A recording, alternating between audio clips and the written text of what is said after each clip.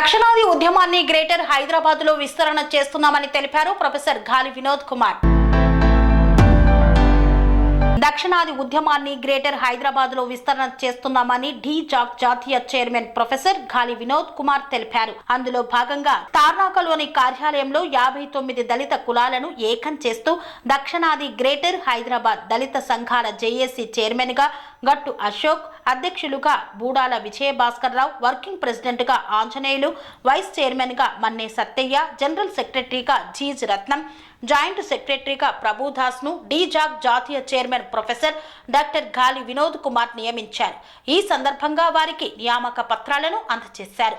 ఈ కార్యక్రమంలో ఢీ-జాక్ కళామండలి చైర్మన్ ఫలాది శ్రీకాంత్, ఢీ-జాక్ Chevella parliament in charge Sunke Sampath, D6 channel Secunderabad parliament in charge Shyam తదితరులు పాల్గొన్నారు. గ్రేటర్ హైదరాబాద్ పరిధిలో ఇప్పుడు కొత్తగా విలీనమైన గ్రామాలను కలుపుకుంటే దగ్గర 1,50,00,000కు పైగానే జనాభా ఉంది.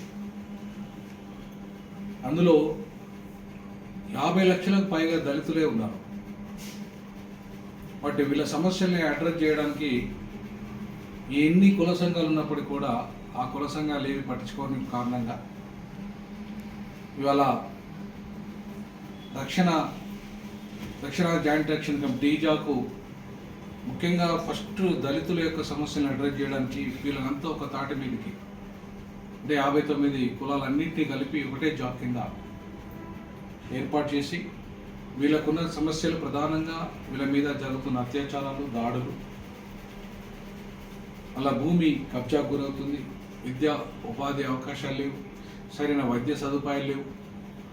సో ఈ రకంగా ఒక గృహ వసతి సరిగా లేదు. వీటన్నిటి మీద పోరాటం చేయడానికి ఒక ఉమ్మడి కార్యాచరణ చేయడానికి గత 30 ఏళ్ళుగా మాలమాదిగలు విడిగా ఉన్నారు కాబట్టి అది జరగలేదు. సో ఇప్పుడు అంతా కూడా వీళ్ళందరినీ ఒకటే ప్లాట్ఫామ్ తీసుకొచ్చి ఏకం చేయాల్సిన బాధ్యత ఉంది కాబట్టి దక్షిణాది జాయింట్ యాక్షన్ కమిటీ ఇవాళ నిర్ణయం తీసుకున్నది. మొదటగా కంప్లీట్ దళిత సంఘాలను ఏకం చేసి కార్యాచరణలో భాగంగా ఒక జాయింట్ యాక్షన్ కమిటీ జేఏసీ, దళిత సంఘాల జేఏసీకి ఢీ-జాక్ అనుబంధంగా ఢీ-జాక్ GHMC దళిత సంఘాల జేఏసీని ఒకటి ఏర్పాటు చేసింది.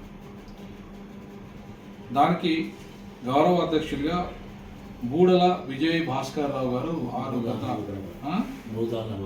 బూదాల విజయభాస్కర్ రావు గారు, వారు ఒక 28 సంవత్సరాలు, దాదాపు 22 సంవత్సరాలు MRPSలో పనిచేసి చాలా సీనియర్ నాయకులు. వారికి మొత్తం గ్రేటర్ హైదరాబాద్లో అన్ని వాళ్ళన్నిటి 150 వార్డులు యొక్క పూర్తి స్థాయి అనుభవం ఉంది. అలాగే గట్టు అశోక్ గారికి కూడా దళిత సంఘాలన్నింటినీ కూడా కుత్బుల్లాపూర్లో ఆయన చైర్మన్గా ఉన్నారు. పూలే అంబేద్కర్ దానికి భవనానికి కూడా వీరిద్దరు కూడా చాలా కీలకంగా కృషి చేశారు. పెద్ద ఎత్తున అక్కడ దళితుల ఇష్యూస్ మీద ఫైట్ చేస్తున్నారు గట్టు అశోక్ గారు. అట్లాగే ఆంజనేయులు గారు గతంలో ఈవెన్ కుల వివక్షతన దాంట్లో పనిచేసి తిరిగి ఇవాళ కులం అందరినీ దళిత సంఘాలు VCK పార్టీ కూడా నాయకుడిగా ఉన్నారు. సో కాబట్టి వారు దీన్ని వర్కింగ్ ప్రెసిడెంట్గా వారిని అపాయింట్ చేస్తున్నాము. వారిని ఈ జనరల్ సెక్రటరీ GHMC దళిత సంఘాల జేఏసీకి ఢీ-జాక్కు ఆయనను జనరల్ సెక్రటరీగా అపాయింట్ చేస్తున్నాము.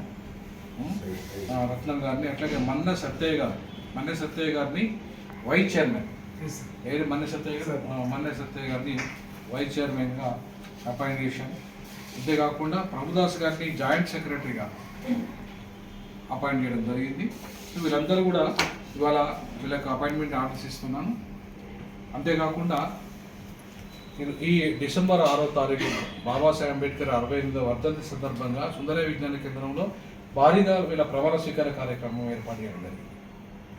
ఆ రోజు అంబేద్కర్ స్ఫూర్తితో దళితులంతా కూడా ఐక్యంగా ఉద్యమించడానికి, వాళ్ళ హక్కుల కోసం, ఆత్మగౌరవం కోసం, అస్తిత్వం కోసం పోరాటం చేయడానికి దక్షిణాది జాయింట్ యాక్షన్ కమిటీ దళితుల సమస్యలు అత్యంత కీలకంగా GHMC పరిధిలో తీసుకునే కార్యాచరణలో భాగంగా ఇవాళ ఈ నిర్ణయం తీసుకోవడం జరిగింది.